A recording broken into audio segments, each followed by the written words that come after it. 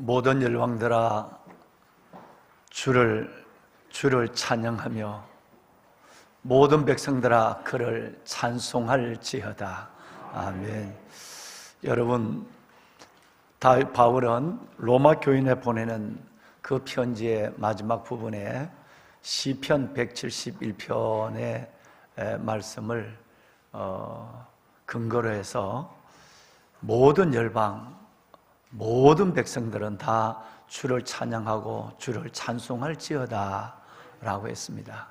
오늘 우리를 구원하여 하나님의 자녀 삼아주시고 우리를 지금까지 걸어오게 하시고 이 자리에 오늘 엘림성가대 찬양처럼 이 자리에 계시고 이 자리에서 우리를 보시고 그 반석에 서게 하시는 그 놀라운 주님의 은혜, 임마누엘의 은혜가 함께 하시고 지금까지도 그렇게 이끄시고 하나님께서 이 자리에 임재하신 것처럼 앞으로도 우리의 손과 우리의 삶을 붙잡으시고 이끌어 가시는 그 하나님을 찬양하는 왕관의 보석 같으신 여러분 모두 위에와 그리고 사랑하는 늘 들어도 은혜 가득한 우리 사랑하는 엘림성가대 보배로운 찬양 모든 사역자들 위해 살아계신 하나님이 주시는 은혜, 그 놀라운 영광, 주의 임재, 주의 은혜가 가득하기를 주님의 이름으로 축원합니다. 아멘. 보배로운 여러분, 입춘이 이제 그저께 지났습니다. 정말 입춘이 오면 태양의 기울기가 다르기 때문에 아무리 날이 추워도 그 추위가 오래가지를 못하고 그 입춘은 벌써 봄을 묻혀서 오고 봄을 끌어와서 우리 안에는 얼음이 꽁꽁 오는데도 예가의 버들 강아지는 전혀 다른 모습으로 우리에게 비춰지기도 하고요. 또 차갑게 쌀을 애워떼는 같은 그런 바람도 그다지 힘을 못 쓰는 그 절기가 입춘입니다. 아직은 겨울이지만 우리는 봄의 소망을 바라보며 계절적으로만 이 입춘, 봄을 기다리는 것이 아니라 저와 여러분의 영혼도 주님 안에서 은혜로 다시 한번 일어나고 다시 한번 피어나고 다시 한번 저와 여러분이 용기를 얻고 믿음의 길을 내딛는 그런 2월이 되기를 주님의 이름으로 축원합니다. 여러분, 예배 오늘은 제가 이 성장 세미나 두 번째 시간을 지난주와 같이 그렇게 좀 편하게 또 여러분을 좀 가깝게 그리고 여러분을 좀 마음에 닿도록 그렇게 예배를 계획하고 있었습니다만은 오늘 3부 예배에 김장관 목사님 이 시대 한 시대 거목이죠. 정말 1934년에 태어나셨나요? 이제 89세신데 한국 나이로는 90세신데 너무너무 가난한 집에 태어나서 빌리킴이라고 하는 이름을 가지고 계시다가 여러분 6.25 전쟁 때 미군 하우스보이로 계시는 가운데서 좋은 여러분 상사 한 분을 만나서 그분의 눈에 그의 성실함과 그의 주님을 사랑하는 마음, 그 여러분 정말 하우스보이의 그 가난한 이 소년이 얼마나 성실하고 얼마나 믿음이 있어 보이는지 그분의 상사의 눈에 들어왔어요. 그래서 그분이 미국으로 이 정말 고아 같은 우리 김장관 목사님 빌리킴을 데리고 갔어서 여러분 팝존스 대학에까지 공부를 시키시고 그리고 거기서 침례교 목사수를 받으시고 들어오셔서 수원중앙 침례교회를 세우시고 그리고 극동방송을 세우셔서 여러분 사장과 이사장을 지내면서 한 시대 신불신간을 불문하고 정말 많은 사람들에게 수많은 영혼을 살리고 수많은 사역들을 은혜로 이루어오신 분입니다.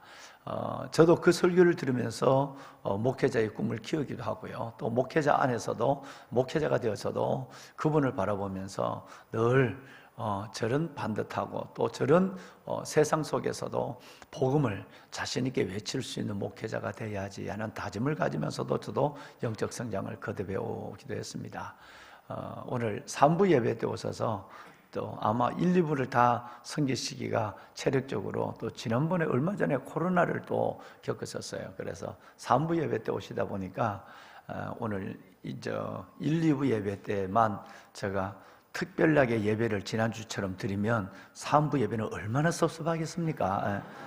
그래서 오늘은 내용은 이번 주에 하실 내용을 많이 줄여서 제가 여러분들에게 짧은 시간 좀 말씀을 드리고 또 다음 주에는 여러분 모든 성도들과 함께 제3부 성장 세미나를 이어가도록 하겠습니다. 지난 시간에 예배에 대한 말씀을 여러분과 함께 나눴습니다. 지난 주 중에 어떤 분이 찾아오셨습니다. 우리 장로님이 구역장님 한 분을 데리고 찾아오셨는데 사업가 3명이 찾아왔는데 찾아와서 저 사무실에 잠깐 차를 한잔 하시는 가운데서 하는 얘기가, 목사님 이번 주간, 그러니까 지난 주간이었죠. 이번 주간에 그 예배가 무엇이고 왜 우리가 예배를 드려야 하는지, 이번 주간에 어떻게 예배를 드려야 하는지가 기대가 됩니다. 그래서 그게 너무너무 은혜를 받아서 그 구역장님 그리고 그 장로님이 그 영상을 목사님에게 말씀을 드렸더니 그 교회 담임 목사님이 전 교인들에게 이 영상을 다 배부를 해서 그 영상을 배부를 해서 온 교인들이 지난주 시내가 푸른나무 교회 예배에 대한 설교를 반드시 한번 유튜브로 들어봐라 그랬대요. 그게 너무 고마워서 장로님이 사학가를 데리고 그리고 구역장을 메시고, 그리고 지난 주간에 이번 주간이죠. 이번 주간 목요일 날 저희 교회를 잠시 다녀갔었습니다. 여러분, 예배가 무엇인가? 왜 예배를 드려야 하는가? 예배를 통해서 하나님 우리에게 무엇을 계획하시고 말씀하시는가? 예배가 없는 그리스도인의 삶이란 것은 생각할 수가 없습니다. 왜냐하면 예배는 하나님께서 우리에게 명령한 것이고, 예수님께서 영과 진리로 예배하라 그랬으니까 주님이 명령한 것이고, 예배는 지난 시간에 말씀드렸지만 하나님과 우리가, 죄인된 우리가 하나님을 만나는 시간이고, 또 예배는 그 예배를 통해서 우리가 받은 하나님의 은혜, 예수 그리스도의 그 놀라운 생명의 은혜에 대해서 고백하고 감사하고 보답하는 시간이 바로 예배라고 하는 사실입니다. 그러므로 예배를 잃어버린 삶은 예수를 잃어버린 삶이요, 예배를 잃어버린 삶은 은혜를 놓아버린 삶이요, 예배를 잃어버린 삶은 하나님을 만나기를 거부한 삶이요, 내가 거기서 너와 만나고, 2번이나 25장 출애굽기 25장 여러분, 그리고 29장에도 계속해서 내가 너와 만나길 원한다 그랬어요. 그러니까 주의 만남을 거절하는 것이고, 예배를 여러분 거절하는 사람은 결과적으로 우리 주님의 귀한 또 다른 내 삶의 주의 붙잡힘을, 그 손을 물리치는 것과 동일한 것이다 라고 하는 것입니다. 예배의 승리는 삶의 승리입니다. 삶의 승리를 위해서는 반드시 우리 안에서 예배의 승리가 있어야 하고, 예배를 타협하면, 이런저런 핑계와 구실로 예배를 타협하면 우리의 영성은 여지없이 무너져 버리고 우리의 삶의 방향도 잃어버리는 것을 다반사로 우리가 볼 수가 있는 것입니다. 왕관의 보석 같으신 여러분, 은혜가 예배의 동기입니다. 무슨 동기로 예배하느냐?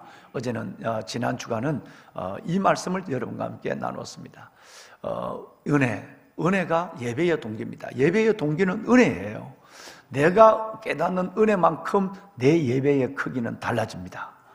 내가 하나님 앞에 받은 은혜, 예수 그리스도 안에서 생명과 풍요와 생명, 우리가 늘 말씀하는 에이미, 하나님께서 그리스도 예수 안에서 하나님이 우리에게 에베네셀의 은혜를, 오늘 임마누엘의 은혜를, 그리고 여호와 이레의 은혜를 하나님께서 주시고 그 은혜 가운데 내가 있다라고 하는 걸 깨닫는 크기만큼 예배는 살아나고 예배는 산 제사가 되는 것입니다.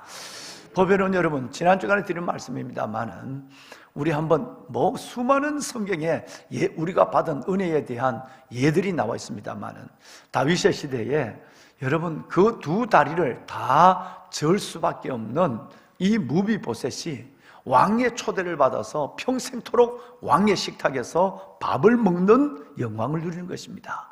왕의 식탁, 왕의 초대 속에서 일생을 살아가는 원수의 아들이에요. 단순한 장애인, 더 그들을 섬겨야 되겠죠. 그런 것이 아니라 원수의 손자예요. 원수의 손자. 원수의 손자, 죽어 마땅할 사람, 그 면전에 설 수 없는 사람이 그 왕의 초대를 받아서 왕의 식탁에서 한 번 먹는 것이 아니라 평생토록 식사를 나눈 이 놀라운 영광을 무비보셋이 경험하게 되지요. 집을 나간 여러분, 이 둘째 아들이 모든 걸 다 잃어버리고 우리말로 탕자가 되어서 돌아와서 거지가 되어 돌아왔지만, 아버지는 전혀 그가 얼만큼 돈을 해먹었는지, 어떻게 불효를 했는지, 이 꼴이 뭔지 전혀 묻지 아니하시고 아버지는 온전히 그를 받아주고 그를 위하여 또 다른 잔치를 진설해 줬어요. 여러분, 그 잔치에 걸맞지 않는 거지 아들, 여러분 그 모습을 생각하면, 여러분 그 왕의 식탁의 분위기에 맞지 않는 원수의 손자 절름발이 나를 생각하면, 여러분 예배가 어떤 것인지를 우리는 다시 한번 깨닫게 되는 것입니다. 예배는 왕의 초대입니다. 우리 같은 이 죄로 원수됐던 우리를, 여러분 우리의 모든 죄로 얼룩져 있는 탕자 같은 나를 여전히 불러주시고 안아주시고 여전히 하나님의 상에서 가장 좋은 것을 먹고 누리게 하시는 그 놀라운 은혜, 주의 기다림의 자리가 예배예요. 그리고 예배는 왕의 초대의 자리입니다. 이 은혜를 알 때 예배가 예배되는 겁니다.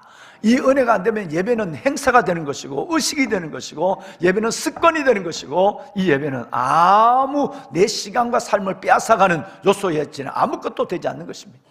왕관의 보석 같으신 여러분, 이 예배가 은혜로 예배될 수 있는 여러분, 하나님의 깊은 은혜가 여러분의 마음에 가득 피어나서 가득 깨달음과 가득 하나님의 은혜로 채워짐을 경험하게 되어서 이 예배 시간 하나님을 온전히 만나고 누리고 하나님 마음껏 그 은혜 가운데서 찬양하고 그 은혜를 붙잡고 하나님 앞에 주의 긍휼과 사랑에 감격하는 여러분이 되기를 주의 이름으로 축원합니다. 왕관의 보석 같으신 여러분, 아담이 범죄하고 죄로 얼룩진 그 수치를 뒤집어 쓰고 숨어 있을 때 창세기 3장에 보면 하나님이 아담을 부릅니다. 아담아, 너가 어디에 있느냐? 라고 불러요. 너가 어디 있느냐? 아담아, 너가 어디 있느냐? 이 하나님이 아담을 부르신 것은 장소에 대한 질문이 아니라 실존에 대한 질문, 내 영혼의 실존에 대한 질문이고, 또 하나는 사랑의 음성이었어요. 너가 어디에 있느냐? 여러분, 죄의 수치에 부끄러움을 가지고 감히 하나님의 빛 가운데 나오지, 그 면전 앞에 고개를 들 수 없는 숨어있는 그 아담, 여러분 그 아담에게 하나님은 창세기 3장 21절에 보면 놀라운 선물을 주십니다. 죄의 수치에 떨고 있고 죽음, 그 죄의 삭선 죽음이니까 죽음의 두려움에 떨고 있는 이 아담에게 하나님은 가죽옷을 지어 그에게 입히시고 그 수치를 덮어주었어요. 여러분, 이 가죽옷의 은혜가 뭘까요? 이 가죽은 무언가 죽어야만 우리에게 줄 수 있는 것입니다. 양이 죽어야만 양가죽을 남기고, 여러분 짐승이 죽지 않으면 짐승의 가죽을 남길 수 없는 거예요. 가죽옷을 지어 입혔다는 것은 바로 앞으로 오실 예수 그리스도, 우리를 위하여 죽으시고 그 예수 그리스도의 의의 옷을 우리에게 입혀주심으로 말미암아 죄의 수치와 그 죽음의 저주의 두려움에 떨면서 하나님 앞에 나갈 수 없는 저희들을 오직 예수 그리스도, 그분이 죽으심으로 우리에게 주신 그 의의 옷을 우리에게 입혀주어서 그 옷을 입고 당당히 때를 따라 돕는 은혜의 보좌 앞으로 나갈 수 있는 사람이 된 것, 이것이 은혜인 줄로 믿습니다. 여러분, 이 은혜가 우리 안에 역동해야 된다는 거예요. 하나님, 저는 이 부끄러움 속에 아버지 앞에 얼굴을 들 수가 없습니다. 아니, 하나님을 아버지라 부를 수 없고 죄의 두려움에서 떨고 죄의 여러분 그 죽음의 저주에서 떨 수밖에 없지만, 우리 하나님께서 예수 그리스도의 그 여러분 죽으심, 그 예수 그리스도의 어린 양, 예수 그리스도의 죽으심으로 말미암아 우리에게 입혀준 그리스도의 의의 옷으로 말미암아 당당히 그 옷을 입고 죄의 수치를 가리고 하나님 앞에 나와 하나님 앞에 설 수 있는 예배자가 되게 하신 것을 감사합니다. 여러분, 이것이 오늘 우리에게 진짜의 고백과 그 은혜에 대한 감사의 여러분 우리의 중심이 되어야 될 줄로 믿습니다. 그렇습니다. 보배로운 여러분, 그렇습니다. 우리는 이 가죽옷을 입지 아니하고는 아무도 주 앞에 나갈 수 없습니다. 이 가죽옷은 신약의 예수님께서 마태복음 22장 11절에 보면 뭘로 바뀌어지느냐 하면 예복으로 바뀌어집니다. 예복으로 바뀌어지는 거예요. 예수님은 천국은 마치라고 시작합니다. 마태복음 22장은 천국은 마치라고 시작해요. 천국은 마치 뭐냐면 큰 잔치를 벌인 이 왕의 잔치와 똑같은 거야. 그 왕이 오찬이야, 오찬. 이른 아침 조찬도 아니고 늦은 밤 여러분 만찬도 아니고 오찬을 베풀어 놓고 사람들을 초청했습니다. 그런데 초대받은 사람들이 그 왕의 초대에 이 놀라운 예배의 자리에 이런저런 핑계를 하는 것입니다. 나는 바빴어, 나는 피곤했어, 난 영상으로 드릴 거야, 나는 그렇게 갈 마음이 없어. 여러분, 많은 사람들이 그 왕의 초대에 참석하지 못했다고 말합니다. 두 가지 이유가 나옵니다. 거기는 첫째는 밭을 가야겠다, 두 번째는 사업차를 가야 되겠다는 이 두 가지 변명이 나와요. 변명이 아니라 현실일 수도 있는 것입니다. 왕이 오찬을 준비했지만 그 초대를 받았던 그 영광스러운 사람들이 밭에 나가야 한다고, 일하러 가야 한다고, 그리고 여러분 사업차 가야 한다고 이 두 가지를 핑계를 대고 그는 가지를 않았습니다. 여러분, 여기에서 끝나면 괜찮은데 몇 명의 사람들은, 초대받은 사람들이 여러분 초대장을 들고 온 종들을 죽였다는 거 아니겠어요? 바로 이어서 보면 종들을 잡아 모욕하고 죽였대요. 안 가면 그만이지 종은 왜 죽입니까? 초대장을 받은 사람을, 가져온 사람을 죽였다는 것입니다.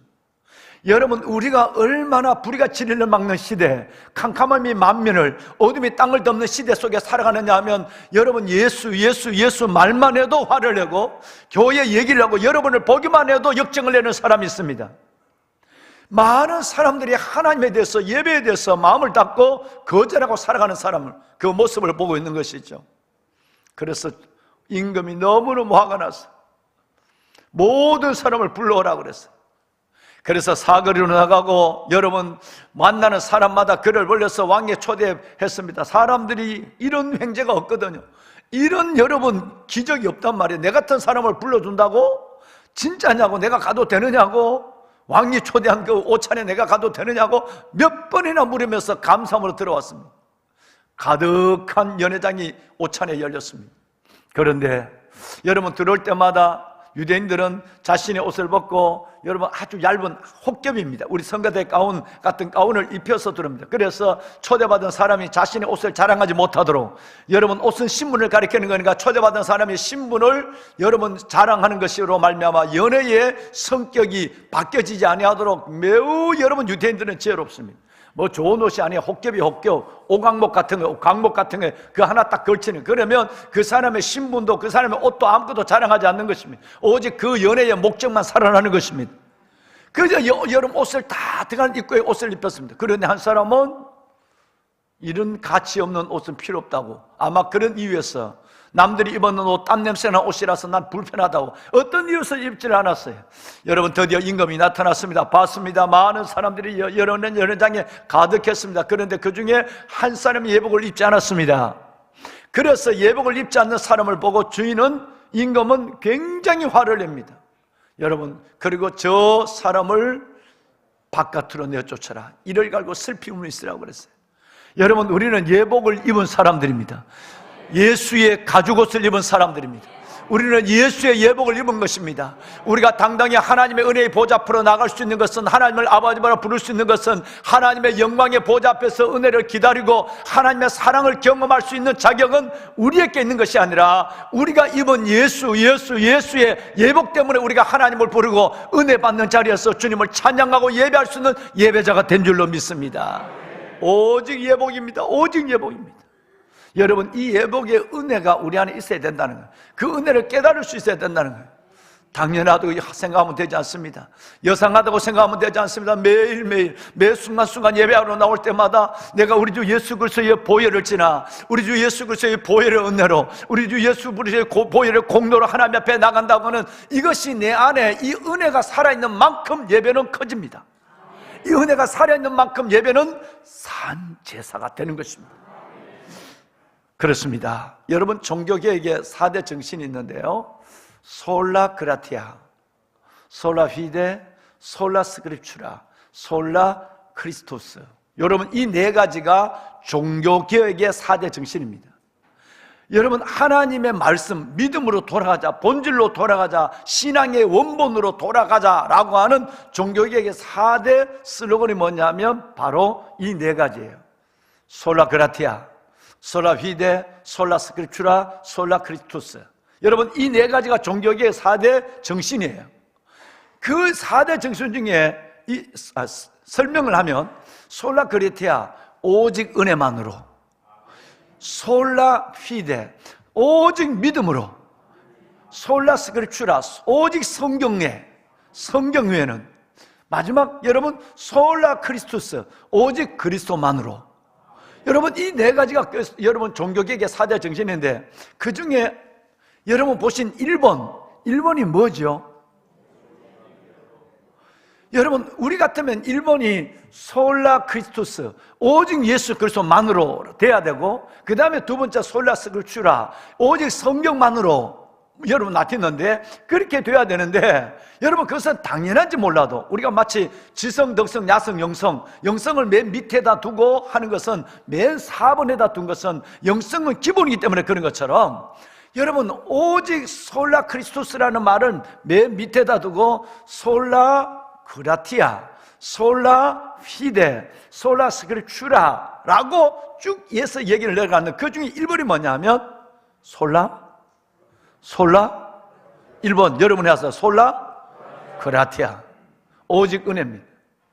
여러분, 아무리 예수 그리스도가 나를 위해 100번을 죽었다 할지라도 내가 그것을 믿지 않는 난 예수 그리스도의 죽음의 사건, 구속의 은총은 나와 아무 관계가 없는 것입니다.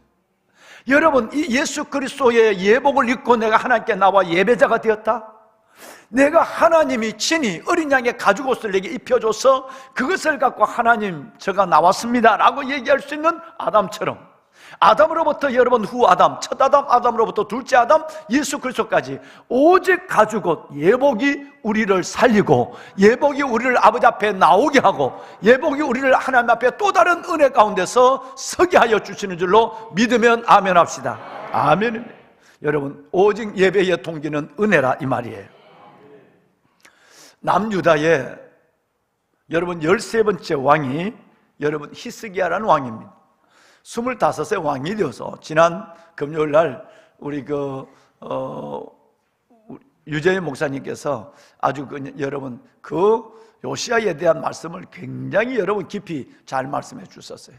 여러분, 그 남유다에 한 4명 정도 되는 괜찮은 왕이 있는데, 그 중에 괜찮은 왕 하나가 히스기야입니다. 나중에 뭐 몇 번 휘청거려서 하나님 앞에 야단 맞은 경우는 있지만, 그럼 25살에 왕이 되어서 29년 동안 통치를 했습니다. 그런데 그가 왕이 되자마자 제일 먼저 한 것이 뭐냐면 성전을 수리하고 정화했어요.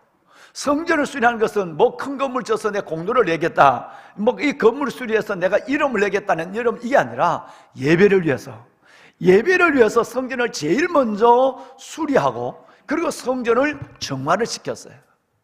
그리고 바로 유월절을 회복하기 시작했습니다. 유월절 예배 회복을 구체적으로, 이 유월절 예배 회복은 온 전국적으로 명령을 내렸어요. 그러니까 예배를 드려도 되고 안 드려도 되는 것이 아니라, 이제 성전을 이렇게 정하고 성전을 여러분 다시 리모델링을 했으니 이제 모든 사람들은 예물을 들고 주의 전에 나와 예배를 드리고 특별히 유월절을 드리라고 얘기했어요. 자, 여러분, 놀라운 일이 일어납니다. 한번 성경을 보겠습니다. 역대하 29장, 오늘 30장을 읽었는데 29장 30절 말씀해 보면 명령을 내렸다 그랬어요. 여러분, 이 히스기야 왕이 귀족과 그리고 여러분 방백과 모든 레위 사람들과 더불어서 하나님께 와서 여러분 하나님을 즐거움으로 찬송하고 몸을 굽혀서 경배하라고 하는 명령을 내렸어요. 30장 1절을 볼까요? 30장 1절을 보시면 유월절을 지키라고 명령을 합니다. 아예 예배를 명령했단 말이에요. 왕아래 보석 같으신 여러분, 예배의 회복은 이 이스라엘 나라의 예배 회복은 심령의 부흥과 하나님의 축복으로 이어지기 시작합니다. 역대하 30장을 이제 보시겠습니다.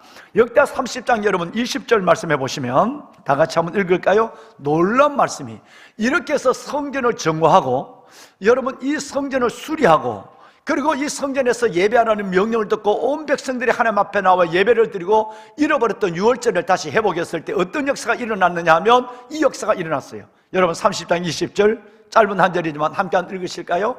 여호와께서 히스기야의 기도를 들으시고 백성을 고치셨더라. 할렐루야. 여러분, 온전한 예배는 저와 여러분의 심령을 고쳐주십니다. 그 심령의 깨달으면 하나님의 말씀을 듣고 기도하는 순간에 주의 임재 속에서 아니야, 이건 아니라고 생각해. 내가 잘못한 거야. 이건 내 방향이 틀렸어. 여러분, 예배는 내 심령을 고치고, 예배는 내 삶을 고치고, 예배는 내 육체를 고치시는 하나님의 놀라운 치유하심의 역사가 일어나는 것입니다. 예배의 회복은 내 삶의 변화로 나타난다는 거예요. 여러분, 이것이 바로 이스라엘 백성들 속에 히스기야가 명령강서를 따라 순종하는 예배 속에 드러난 것입니다. 여러분, 26절을 볼까요? 오늘 읽으신 26절 보면 예루살렘에 큰 기쁨이 있었다. 전에 없는 기쁨이 있었습니다. 우리가 산 제사를 드리면, 산 예배를 드리면 우리 안에 하나님께서는 우리의 기쁨을, 우리의 행복을, 우리의 즐거움을 회복시켜 줍니다. 우리가 하나님을 잃어버린 사람은 우리는 하나님으로 말미암아 즐거워하고 여호와로 말미암아 기뻐하고 하나님으로 말미암아 행복할 수 있는 그 놀라운 길을 주께서 우리에게 약속했으니 우리가 주님 앞에 온전한 예배를 드리지 않으려고는 어떤 기쁨과 행복과 자유함을 누릴 수가 없는 거예요. 이스라엘 백성들이 하나님 앞에 예배가 회복될 때 여러분, 전에 없던 큰 기쁨이 예루살렘에 임했어요. 여러분, 27절 오늘 읽으신 말씀을 한번 볼까요? 27절 마지막 절 함께 읽겠습니다. 그때에 제사장들과 레위 사람들이 일어나서 백성을 위하여 축복하였으니 그 소리가 하늘에 들리고 그 기도가 여호와의 거룩한 처소 하늘에 이르렀더라. 할렐루야. 여러분, 주의 종이 여러분들을 축복할 때 여러분, 그 소리가 하늘에 들리고 그 기도가 여러분 하늘 보좌에 임하시기를 주의 이름으로 축원합니다.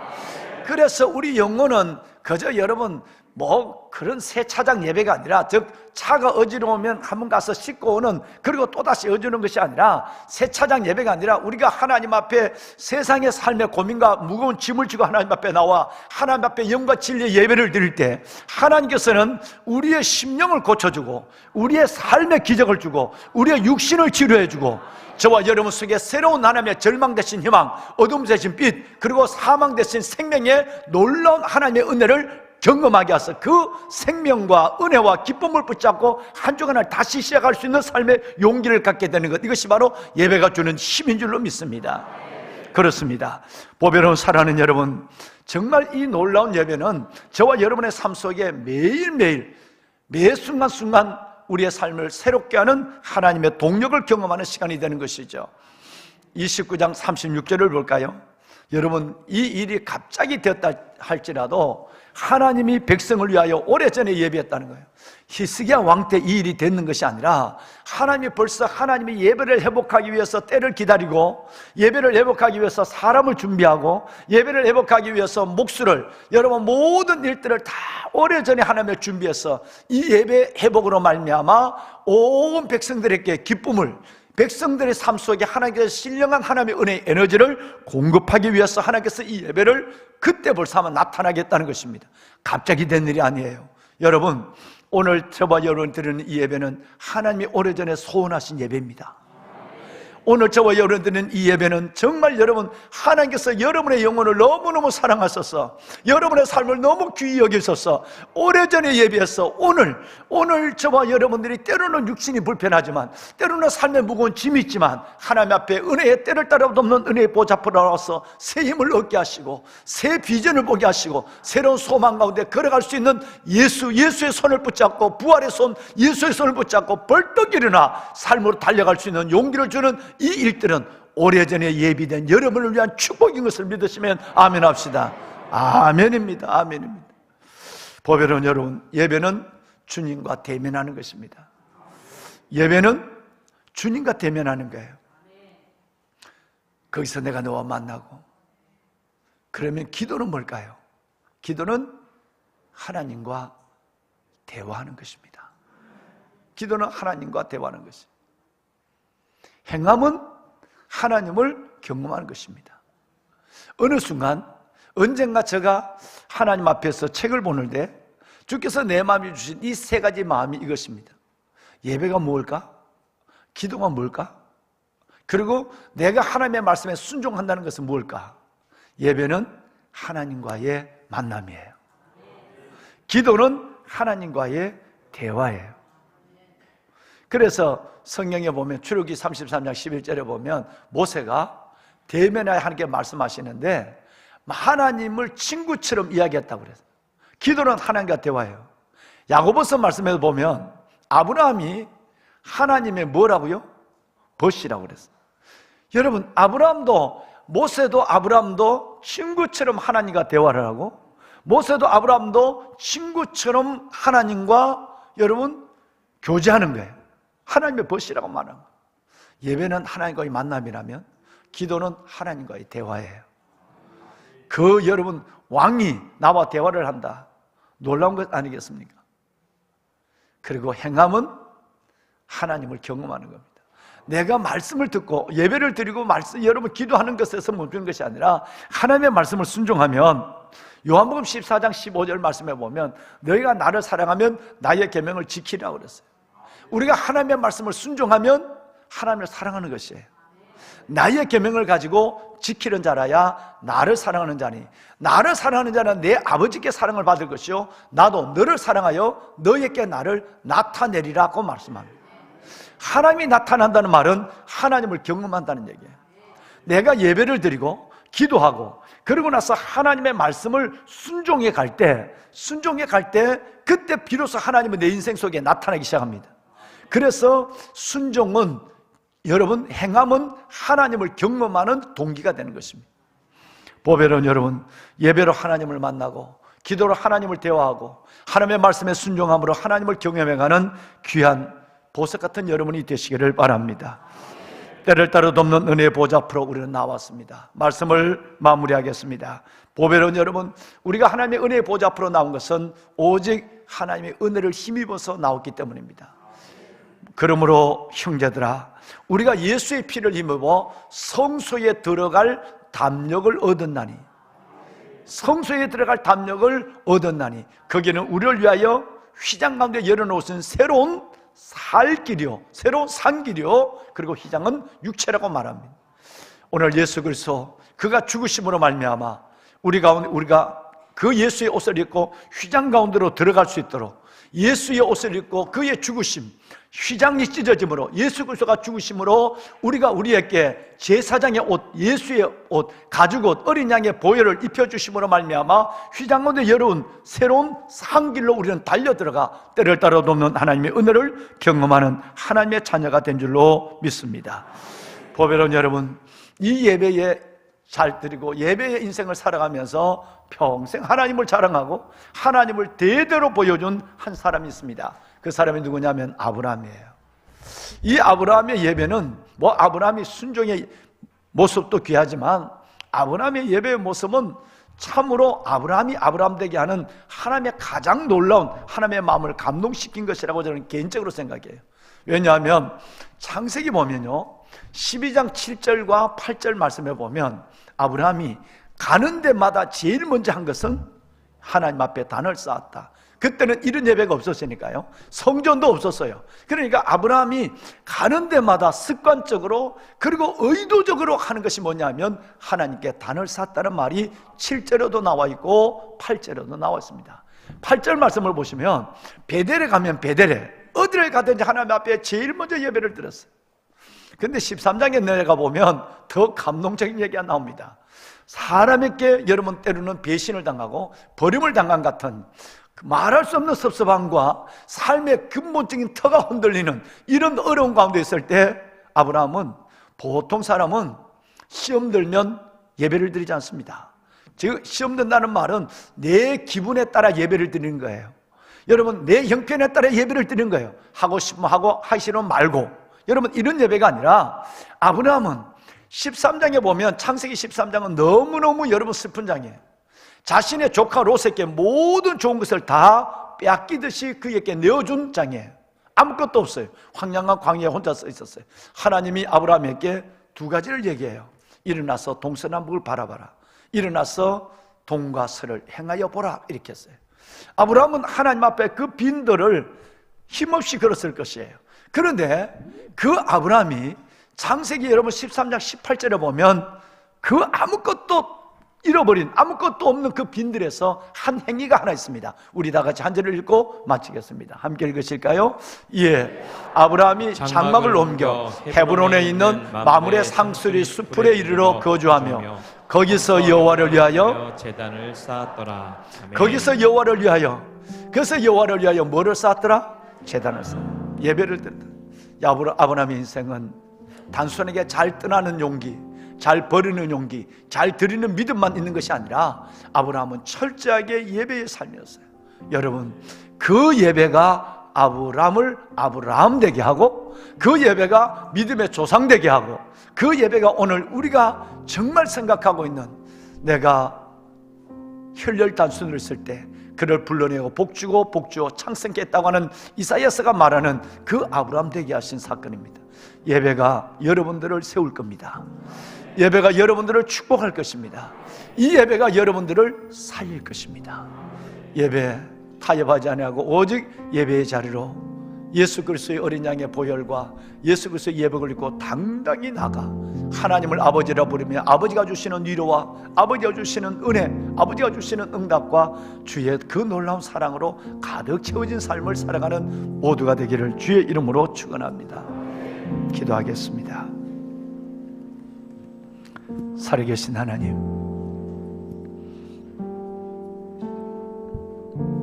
예배자가 되게 하옵소서. 예수의 예복을 입고 당당히 때를 따라 덮는 은혜의 보좌 앞에 나가 하나님을 아버지라 부르며 주의 영광의 보좌에서 하나님을 찬양하는, 위로부터 주시는 하나님의 임재를 넉넉히 경험하고 하나님의 공급하는 힘, 그 소망과 위로와 약속을 가지고 새 삶을 시작하는 모두가 되게 하옵소서. 예수님 이름으로 기도드리옵나이다. 아멘.